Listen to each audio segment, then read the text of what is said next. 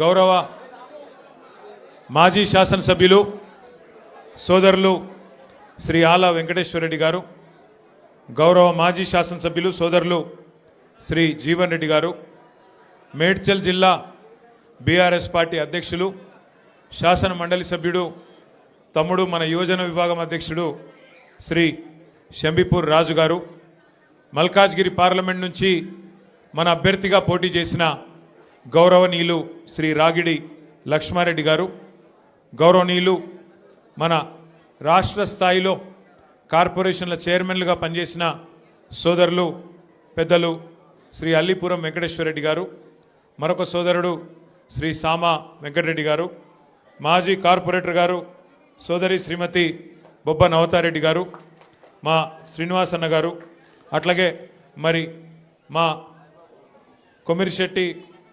కొమిరిశెట్టి సాయిబాబా గారు, సతీష్ అన్న గారు, రవీందర్ యాదవ్ గారు, సంగారెడ్డి గారు, అట్లాగే మా హరీష్ అన్న గారు, ఇంకా పేరు పేరున వేదిక మీద ఉన్న వాళ్లకు, వేదిక ముందున్న వాళ్లకు పేరు పేరున మా తమ్ముడు రవీందర్ యాదవ్కు, అట్లాగే వేదిక ముందున్న మా ఆడబిడ్డలకు, అన్నదమ్ముళ్లకు, సంటి పిల్లలను కూడా తీసుకొచ్చిన మా ఆడబిడ్డలకు, అట్లాగే వచ్చిన మా పత్రికా మిత్రులకు పేరు పేరున అనిల్ రెడ్డి గారు వెంబడ ఇవాళ కదిలి వచ్చిన మా తమ్ముళ్లకు,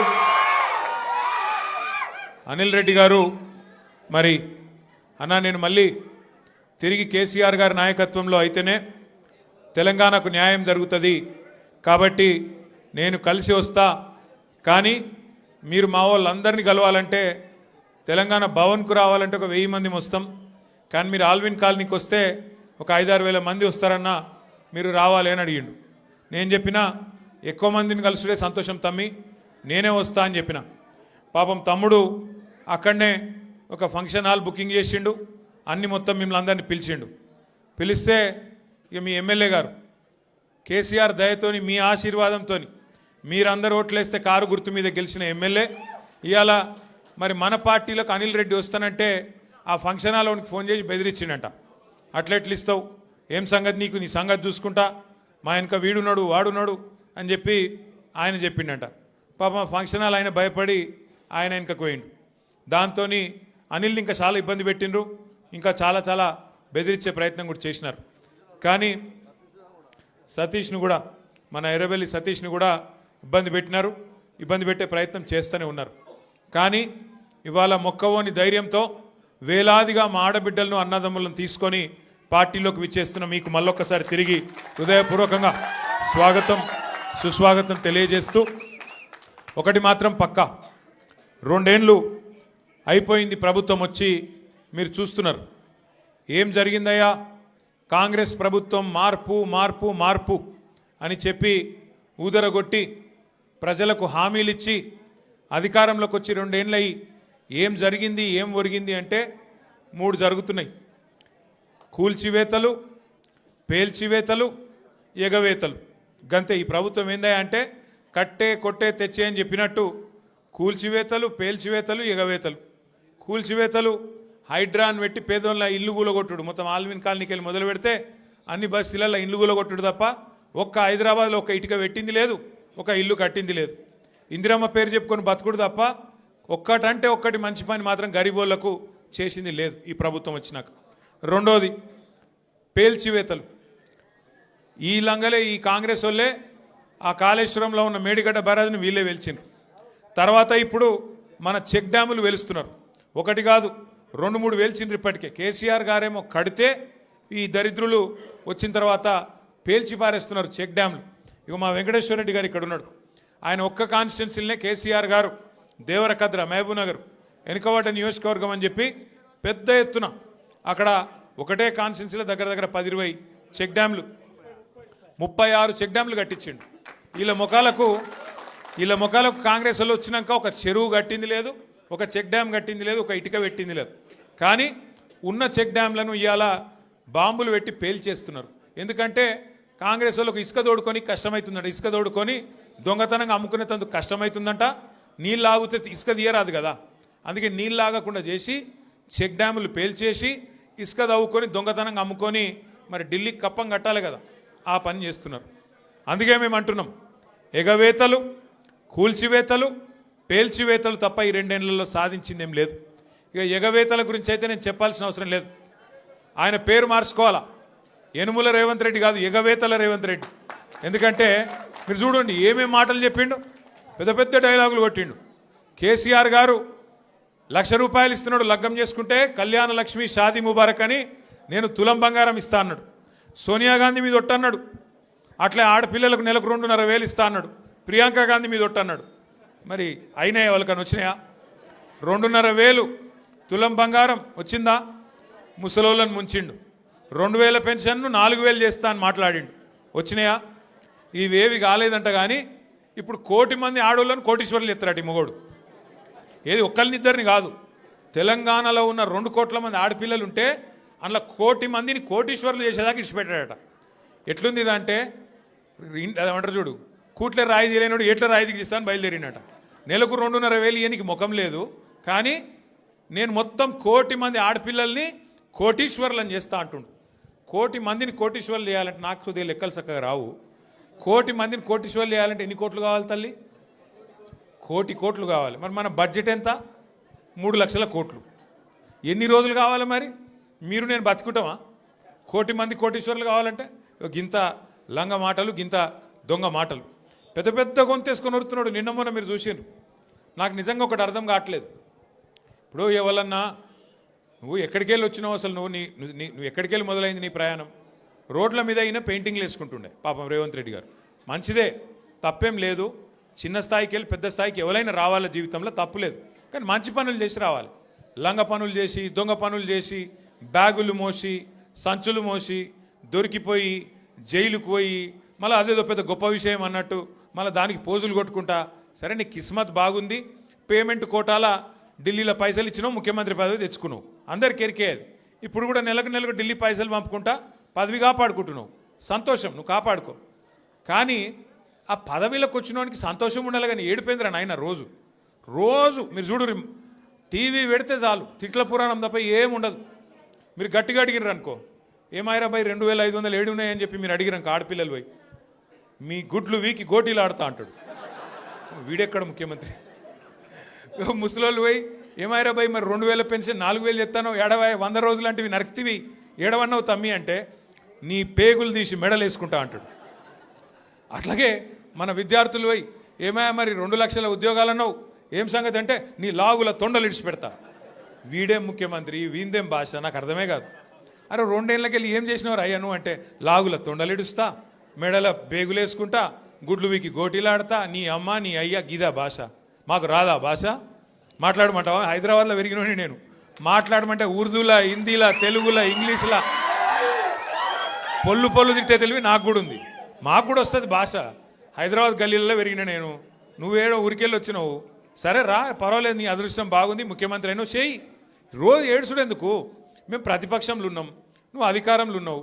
ఇక అంటారు చూడదు సామెత, కనకపు సింహాసనం మీద శునకం కూర్చోబెట్టినట్టు నిన్ను ఆడ కూర్చోబెట్టిన పాపానికి రోజు అరసుడే. రోజు అరిసి నిన్న మొన్న కొడంగల్లో చూసిన. కొడంగల్లో ఆయన సర్పంచులు గెలిపించుకున్నాడంట. గెలిపించుకుంటే సంతోషంగా బువ్వ పెట్టాలి, 4 మంచి మాటలు చెప్పాలి, ఇక రాష్ట్రంలో ఉన్న పల్లెలకు ఫలానా చేస్తా, నేను ముఖ్యమంత్రి అని చెప్పాలి. రోజు అరసుడు. నాకైతే డౌట్ వస్తున్నది, ఎంత ఒరులుతున్నాడు, ఎంత అరుస్తున్నాడు అంటే, ఆ గీతమ్మ ఉన్నది ఆయన భార్య, ఆమె చెప్తున్నా నేను తల్లి గీతమ్మ జల్దీ కట్టేయి, లేకపోతే ఆయన ఎవరైనా కరిసినా కరుస్తాడు వీడు. ఎందుకంటే ఇప్పుడు రోజు అరిసి పిచ్చిలేసిపోయేటట్టున్నది, కరిసేటట్టు తయారైంది రోజుకు. నేను ఏమంటున్నా అంటే, ఏనుగు పోతుంటే మస్తు జంతువులు మొరుగుతుంటాయి, నక్కలు, కుక్కలు. మనం పెద్ద పట్టించుకునే అవసరం లేదు. మనం ఒకటే, కేసీఆర్ లాంటి ఏనుగు ఆయన ఎంత స్థాయి మనుషులు నేను మీకు చెప్పాల్సిన అవసరం లేదు. ఇలా ఆయన తిడుతా ఉన్నాడు తెల్లారు లేస్తే. ఒకరోజు ఆయన చచ్చిపోవాలని కోరుకుంటాడు, ఇంకో రోజు ఆయన కాలు ఇరిగింది అంటాడు, ఇంకో రోజు ఇంకేదో అంటాడు. అరే అయ్యా, నువ్వు ముఖ్యమంత్రివి, చెయ్యి. నువ్వు శపథాలు చేస్తున్నావు కదా, కేసీఆర్ను మళ్ళీ లేకుండా చేస్తా, మళ్ళీ రాకుండా చేస్తా అంటున్నావు కదా. నిజంగా నీకు నిజంగానే నీకు సత్తా ఉంటే, నిజంగా నీకు అంత టాలెంట్ ఉంటే చెయ్యి శపథం. 1,00,000 మంది ఆడపిల్లలకు రేపటి నుంచే నెలకు 2,500 ఇస్తాను, జనవరి 1 నుంచి శపథం చేయి, నేను చూస్తా. తులం బంగారం నేను జనవరి 1 నుంచి ఇస్తాను చెప్పు, శపథం చేయి.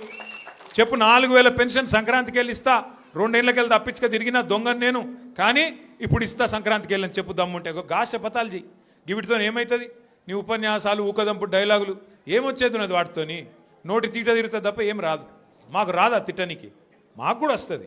కానీ నీకు కాదు, నీ కుర్చీకి గౌరవం ఇచ్చి ఊకుంటున్నాం. కానీ ఒకటి మాత్రం నేను పక్కా చెప్తున్నా, దయచేసి మిమ్మల్ని అందరినీ కూడా కోరుతున్నా, మీరు మాత్రం హైదరాబాద్ జనాలకు మీకు పాదాభివందనం చేసినా నేను ఏం చేసినా కూడా తక్కువనే నేను. ఎందుకంటే మామూలు విషయం కాదు. హైదరాబాద్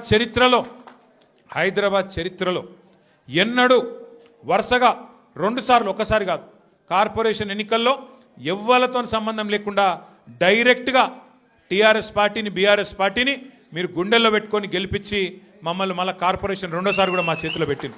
అట్లాగే మొన్న శాసనసభ ఎన్నికల్లో కులం లేదు, మతం లేదు, అన్ని కులాలు, అన్ని మతాలు, హిందువులు, ముస్లింలు, క్రిస్టియన్లు గుండెల్లో పెట్టుకున్నారు గులాబీ జెండాను. 24 సీట్లు హైదరాబాద్లో ఉంటే ఒక్క సీటు కూడా మీరు కాంగ్రెస్కి ఇయ్యలే. ఒక్కటంటే ఒక్క సీటు ఇయ్యలే కాంగ్రెస్కు, నమ్మలే మీరు. అట్లాగే ఒక్క సీటు అడ్డిమారి గుడ్డి దెబ్బల బీజేపీకి పోయింది, ఒక్క సీటు తప్ప మొత్తం సీట్లు బీఆర్ఎస్కే మీరు అప్పచెప్పిండ్రు. మీకు అందుకే పాదాభివందనం చేసినా తక్కువనే, మీరు చేసిన మరి మేలుకు. నేను మీకు ఒకటే మాట ఇస్తున్నా, శేర్లింగంపల్లి నియోజకవర్గంలో గత 10 సంవత్సరాల్లో కేసీఆర్ గారి నాయకత్వంలో 10,000 కోట్ల రూపాయలతో మనం అభివృద్ధి కార్యక్రమాలు చేసుకున్నాం. ఫ్లైఓవర్లు, అండర్ పాస్లు, మంచినీళ్లు, సీసీ రోడ్లు, మోరీలు చేయగలిగితే మంచి చేసినాం.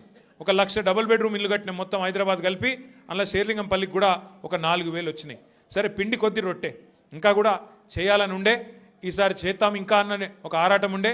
కానీ ఇవాళ కాంగ్రెస్కి అధికారం వచ్చింది, ఊర్లలో ఉండే ప్రజలు వీళ్ళు చూపెట్టిన ఆశలకు మోసపోయి వాళ్ళకు ఓట్లేసిండ్రు. ఓట్లేసిన వల్ల ఇవాళ బాధపడి సర్పంచ్ ఎన్నికలు వస్తే మళ్ళా మంచిగా కాంగ్రెస్కు బుద్ధి చెప్పి 40% దాకా సర్పంచులు మనోళ్ళని గెలిపించినారు. రేపు నిజంగా మార్పు అంటే ఒక ఇది మార్పుకు సంకేతం. నిజమైన మార్పు ఊర్లలో స్టార్ట్ అయింది. హైదరాబాద్లో కూడా చాలా అవుతుంది. ఎందుకంటే చూస్తున్నారు అందరూ, నిజంగా వీళ్ళతో ఏమైనా అవుతుందా, ఏమైనా చేస్తారా అని. ఒక్కసారి మీరు ఆలోచన చేయండి, ఎట్లున్నది ప్రభుత్వం. ఇవాళ రెవెన్యూ మంత్రి కొడుకేమో గుండగాళ్ళని వేసుకపోయి ఇవాళ భూముల మీద పడ్డాడు, భూములలో పడి కబ్జాలు చేస్తున్నాడు. ఆయన మీద పాపం ఒక ఆయన ఎస్ఐయో సిఐఓ, ఆయన ఇన్స్పెక్టర్, ఆయన హబీబుల్లా ఖాన్, ఆయన పేరు హబీబుల్లా ఖాన్ అని చెప్పి నిజాయితీ గల పోలీస్ ఆఫీసరు రెవెన్యూ మంత్రి కొడుకు దౌర్జన్యం చేస్తుంటే, భూముల కబ్జా చేస్తుంటే ఆయన మీద కేసు పెట్టిండు. కేసు పెడితే ఇప్పుడు ఆ పోలీస్ ఆయన తీసుకుపోయి ఎక్కడో లూప్ లైన్లో వారేసిండ్రు. హబీబుల్లా ఖాన్కు ఇవాళ నిజాయితీగా పనిచేసినందుకు నజరానా ఇచ్చిండ్రు. ఏం నజరానా ఇచ్చిండ్రు? తీసుకుపోయి ట్రాన్స్ఫర్ చేసి ఎక్కడో ఊరవతల వారేసినారు. అట్లే ఇంకో మంత్రి బిడ్డ చెప్తున్నది, తుపాకీ పెట్టినట పారిశ్రామికవేత్తలకు తలకు. ముఖ్యమంత్రి గారి ఇంటెనక గెస్ట్ హౌస్లో తుపాకీ తలకు పెట్టి పైసలు వసూలు చేస్తున్నారు. ఇక ఇట్లా తయారైంది. ఇక మీ ఎమ్మెల్యే ఉన్నాడు, పేరేమో గాంధీ, చేసే పనులన్నీ గాడిసే పనులు, ఒక్కటి సక్కడి పని లేదు. 11 ఎకరాలు కబ్జా పెట్టిండు కుత్బుల్లాపూర్లో, 11 ఎకరాలు కబ్జా పెట్టిండు. మొన్న మనోళ్ళందరూ పోయినరు కబ్జా పెట్టి. ఇప్పుడు ఆ కబ్జా పెట్టిన భూమి కోసం మీరు గెలిపిస్తే బీఆర్ఎస్ పార్టీలా అందులో పోయి చొరవడ్డాడు. ఎంత గలీజ్ అంటే పరిస్థితి, వీళ్ళ పరిస్థితి ఎట్లా తయారైందంటే ఎమ్మెల్యేలది మన పార్టీలోకి వెళ్ళిపోయి ఆ పార్టీలో చేరినోళ్ళది. ఇవాళ వాళ్ళు ఏ పార్టీ చెప్పుకోలేని పరిస్థితులు ఉన్నారు. ఏమాయిరాబాయ్ నువ్వు కాంగ్రెస్ పార్టీ బీఆర్ఎస్ పార్టీ అంటే ఎమ్మెల్యేలు స్పీకర్ గారికేమో మేము బీఆర్ఎస్ పార్టీ అని ఉత్తరం రాస్తున్నారు, బయటనేమో కాంగ్రెస్ కండువాలు వేసుకొని తిరుగుతున్నారు. ఇక స్పీకర్ గారేమో కళ్ళుండి చూడలేని ధృతరాష్ట్రుడు అయిపోయింది పాపం. ఆయన కనబడతలేదంట. గాంధీ కాంగ్రెస్లో తిరిగేది మీ అందరికీ తెలుసు గల్లీలలో, అని స్పీకర్కు తెలుస్తలేదంట. గాంధీ మంచోడు, చాలా మంచోడు, ఆయన బీఆర్ఎస్ పార్టీలోనే ఉన్నాను అన్నాడు. మరి బీఆర్ఎస్ పార్టీలు ఉంటే ఇలా బీఆర్ఎస్ పార్టీలో అనిల్ రెడ్డి చేరుతుంటే మరి గాంధీ ఏడి ఉండాలి కదా, ఇక్కడ లోకల్ ఎమ్మెల్యే అంటాడు. నిజంగా మన పార్టీలు ఉంటే ఇక్కడ ఉండాలి కదా. ఎట్లుందంటే ఇలా పరిస్థితి. ఇప్పుడు మనుషులలో 2 రకాలు ఉంటారు, అయితే లేడీస్ ఆడోళ్ళు లేదా మొగోళ్ళు. మరి ఇప్పుడు మీ ఎమ్మెల్యే ఆడనా మొగనా మాకైతే అర్థమవుతలేదు. ఏమిటిది ఆయన, ఏ పార్టీ, కాంగ్రెసా బీఆర్ఎసా చెప్పుకొని గంత భయమైంది. ఏమవుతుంది, ఎక్కువ పదవి పోతే ఎలక్షన్ కోదాంపా. మరి నువ్వు ఇంతపాటు సిపాయి అయితే నీ ఇచ్చా నువ్వే నీ సొంత ఫేస్ వాల్యూ మీద గెలిచుంటే రా శేర్లింగంపల్లికి రా చూసుకుందాం. మళ్ళా వచ్చి రాజీనామా పెట్టి నిలబడు, ఎలక్షన్లో తెలుస్తుంది శేర్లింగంపల్లి జనం కేసీఆర్ దిక్కున్నారని దిక్కున్నారని చెప్తాంపా. ఈ చేతగానోళ్ళు 10 మంది సిగ్గులేనోళ్ళు మీరు గెలిపిస్తే అందులో పోయి జొర్రిను. పోనీ సొరితే అందులో జొరినమని చెప్పొచ్చు కదా, భయం అవుతుంది. ఎందుకంటే చెప్తే పదవి పోతుంది, సిగ్గు లేకుండా మరి ఆ పదవి విడిచిపెట్టకుండా ఇవాళ దిక్కుమాలిన రాజకీయం చేసి ఆఖరికి ఫంక్షన్ హాల్ కిరాయికి తీసుకొని అక్కడికి వస్తాం ఆల్విన్ కాలనీ కంటే నీకెందుకు భయం అవుతుంది? ప్రజాస్వామ్యంలో ఎవరు చెప్పేది వాళ్ళు చెప్తారు, ఆఖరికి ప్రజలు నిర్ణయం తీసుకుంటారు ఎవరు కరెక్టు ఎవరు తప్పు అని. అందుకే నేను మిమ్మల్ని కోరేది, మీ తమ్ముడు అనిల్ రెడ్డి, సతీష్ రావు ఆల్విన్ కాలనీలో బ్రహ్మాండంగా కలిసి పనిచేయాలని చెప్పి నేను కోరుతున్నా. రేపు 24 డివిజన్లు అయినాయి శేర్లింగంపల్లిలో, 24 డివిజన్లు, 24కి 24 ఒక్కటి పొల్లు పోకుండా గెలిపించే బాధ్యత మీరు తీసుకోండి. కరెక్ట్ మనుషులకు టికెట్ ఇచ్చే బాధ్యత పార్టీగా మేము తీసుకుంటాం. జిల్లా ప్రెసిడెంట్ గారిని, కుకట్పల్లి ఎమ్మెల్యే గారిని నేను కోరుతున్నా, దయచేసి శేర్లింగంపల్లి నియోజకవర్గంలో ఎమ్మెల్యే లేడు అనే ఇబ్బంది లేకుండా సమన్వయం చేయాలని చెప్పి నేను కోరుతా ఉన్నా. దయచేసి మీరు రాబోయే రోజుల్లో కూడా ఇదే ఐకమత్యాన్ని ప్రదర్శించి చక్కగా ముందుకు పోదాం. ఇప్పుడు అసెంబ్లీ సమావేశాలు వస్తున్నాయి 4 రోజులల్లో. తప్పకుండా శేర్లింగంపల్లికి సంబంధించిన సమస్యలు ఏమైనా ఉంటే మీరు మాకు చెప్పండి. మేము అసెంబ్లీలో కూడా మాట్లాడతాం, శాసన మండలిలో కూడా మాట్లాడతాం. ప్రభుత్వంతో కొట్లాడైనా సరే పని చేయిద్దాం. అట్లాగే రేపు కార్పొరేటర్ ఎలక్షన్లు వచ్చినాక కార్పొరేటర్లు మనోళ్ళే గెలిపించుకుంటే ఎమ్మెల్యే ఏం చేస్తాడు, ఏమవుతుంది ఆయనతో? కార్పొరేషన్ పైసలు సచ్చుకుంటే కార్పొరేటర్ల ద్వారా ఖర్చు పెట్టాల్సి వస్తుంది. ఎమ్మెల్యే దొంగల్లా కలిసిపోయినా మనం మాత్రం గట్టిగా నిలబడదాం, గట్టిగా కొట్లాడదాం, కలిసిమెలిసి ముందుకు నడుద్దాం. ఇంకా ఈ తెలివితేటలకు కాంగ్రెస్ వాళ్ళు అంటున్నారు, కేసీఆర్ నువ్వు బయటికి రా అన్నారు మొదలు. ఇది కేసీఆర్ గారు పాపం ఆయన పాటికి ఆయన పొలం కాడ పని చేసుకుంటుంటే నువ్వు రా బయటికి అన్నారు. మొన్న వచ్చి ఏం చేసిండు పాపం సారు, ఒక ప్రెస్ మీట్ పెట్టిపోయిండు, మీటింగ్ పెట్టి ప్రెస్కు మాట్లాడిపోయిండు. దానికే ముఖ్యమంత్రికి ముచ్చెమటలు పట్టినాయి, చలిజ్వరం వచ్చింది, దెబ్బకు మరిగా ఇష్టం వచ్చినట్టు ఒర్రుతున్నాడు. ఇప్పుడేమంటున్నాడు, నువ్వు అసెంబ్లీకి రా అంటున్నాడు. బయటికి వస్తే గీడికి వస్తేనే తట్టుకోలేకపోయినావు నువ్వు, అసెంబ్లీకి వస్తే ఆయన గుండాకి సస్తావు, గుండాకి పోతాడు. ముందే ఇంతున్నాడు, ఆయనతో గుండాకి డామ్మంటాడు. ఇప్పుడు ఇవాళ రేపు ఎట్లయిపోయిందంటే నిజంగా బాధ అనిపిస్తుంది. నాకు తిట్టాలని లేదు కానీ బాధ అనిపిస్తుంది. ఇప్పుడు మా లీడరు అన్నది పక్కకు పెట్టు, తెలంగాణ తెచ్చిన నాయకుడు అన్నది పక్కకు పెట్టు, 2 సార్లు ప్రజలు గెలిపించిన ముఖ్యమంత్రి అనేది కూడా పక్కకు పెట్టు. మా నాయన కదా, మా నాయన తిడితే కొడుకుకు రేషం రాదా? ఇక్కడ దాకుంది కోపం, ఇక్కడ దాకుంది. దొరికితే ఎడమకాలు చెప్పు తీసుకొట్టాలని ఉంది. కానీ ఏం చేయాలి, ప్రజాస్వామ్యం.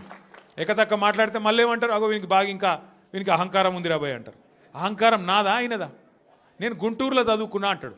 అరే నేను గుంటూరులో చదువుకుంటే నీకేం వచ్చింది రాబోయ్, నాకు అర్థం కాదు. అప్పుడు ఆంధ్రప్రదేశ్ కలిసి ఉండే, నేను గుంటూరులో చదువుకున్నా, మళ్ళీ హైదరాబాద్లో చదువుకున్నా, పూనాలో చదువుకున్నా, అమెరికాలో చదువుకున్నా, నేను ప్రపంచం అంతా చదువుకున్నా. నీ లెక్క చదువు సందే లేకుండా తిరగలేదు. మీ అమ్మాయి నీకు చక్కగా తొవ్వ చూపెట్టలేదు, నేనేం చేయాలి? దానికి నీ ఏడిపోయింది నా మీద. అవో వీనికి ఇంగ్లీష్ వస్తుంది అంటాడు. అరే నాకు వస్తే నీకేం నొప్పిరా నాయన, నేర్చుకో. నేను హిందీ నేర్చుకున్నా, ఉర్దూ నేర్చుకున్నా, రేపు అవసరమైతే గోర్మాటి భాష నేర్చుకుంటా. నువ్వు నేర్చుకో, నేను ఎవడ నాపిండా, నేను వద్దన్నాడు ఎవడన్నా, నువ్వు కూడా నేర్చుకో. దానికి కూడా ఏడిపోయి నా మీద, నేనేం చేసిన? ఇంకొక అంటే నాకు ఎక్కడ గమ్మత్ అనిపిస్తుంది అంటే, నేను ఆంధ్రాకి పోయి ఇంటర్మీడియట్ చదువుకుంటే తప్పట, కానీ ఆయన ఆంధ్రాకి వెళ్ళి అల్లుడిని మాత్రం తెచ్చుకోవచ్చట. ఈ అమ్మ ఇది ఎక్కడ కథ రాబోయ్. అందుకే ఇక ఆయన పేరు ఏం పెట్టినట్టుగా నేను ఇట్లా లాభం లేదని చెప్పి మనోని పేరుగా అల్లుడు భీమవరం కదా, అందుకే ఈయన చిట్టినాయుడు పేరు కూడా భీమవరం బుల్లోడు అని పెడితే అయిపోతుంది. ఓకే, భీమవరం బుల్లోడు మనకు నీతులు చెప్తున్నాడు. అరే ఆంధ్ర అంటే మరి ఆంధ్ర వాళ్ళ ఓట్లు కావాలి, ఆంధ్ర వాళ్ళ చుట్టూ తిరగాలి, కానీ మళ్ళీ ఆంధ్రాని మాత్రం నేను పోయి చదువుకుంటే నీకు నచ్చినది, నీకేం బాధ అవుతుంది? నాకు అర్థం కాదు. ఇంకొక మాట నాకు అర్థమే కాదు. ఇప్పుడు ఇక్కడ ఉన్నారు మీరు, ఇంతమంది ఉన్నారు, చాలామంది పిల్లలు మన హైదరాబాద్కి వెళ్ళి, మన తెలుగు రాష్ట్రాలకు వెళ్ళి చాలామంది చదువు కోసమో ఉద్యోగం కోసమో వేరే దేశాలకు పోతారు. అమెరికా పోతారు, లండన్ పోతారు, ఆస్ట్రేలియా పోతారు, ఇంకొక ఆడికి పోతారు. ఆ దేశాలలో ఇళ్ళలో నౌకర్లు ఉండరు కదా, ఆ దేశాలలో ఏం చేయాలి? మనది మనమే పని చేసుకోవాలి, మన బట్టలు మనమే ఉతుక్కోవాలి, మన వంట మనమే వాడుకోవాలి, మన టాయిలెట్ మనమే క్లీన్ చేసుకోవాలి.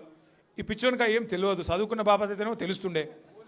ఇక మాట్లాడతాడు, ఏమంటాడు వీడు, ఇప్పటికీ అమెరికాలో బాత్రూమ్లు కడుగుతూనే అంటాడు నన్ను.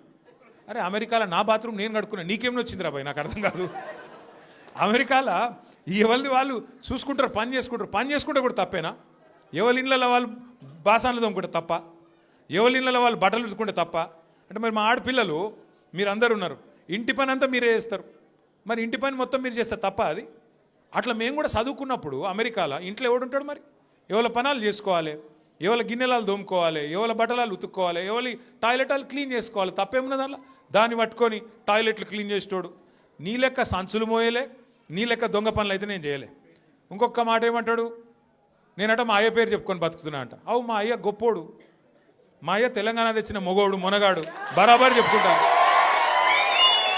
తప్పేమున్నది?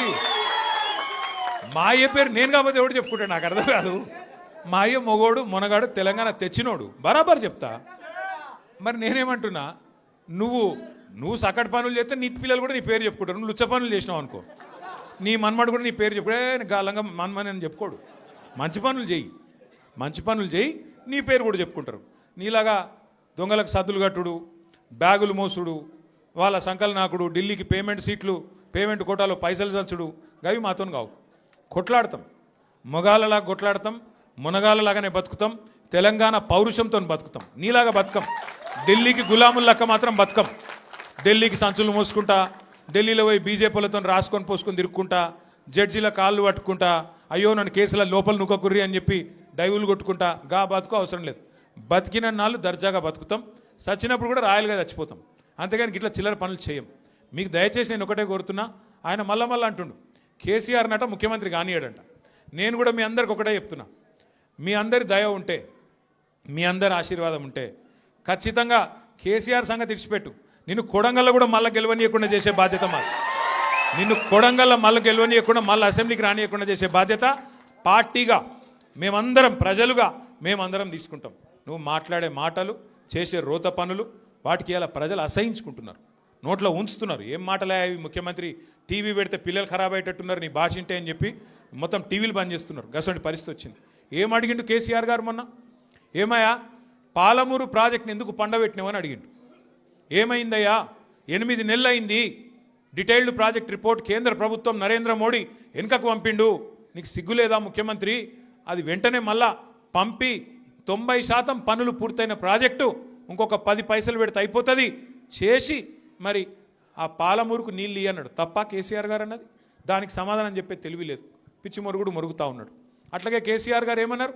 కృష్ణా జలాల్లో అన్యాయం చేస్తున్నాడు నరేంద్ర మోడీ, భారతీయ జనతా పార్టీ ఖచ్చితంగా వాళ్ళని ఎదుర్కోవాలా, కొట్లాడాలా. ఢిల్లీలో ఏం చేస్తున్నారు నీ ఎంపీలు అని అడిగిండు.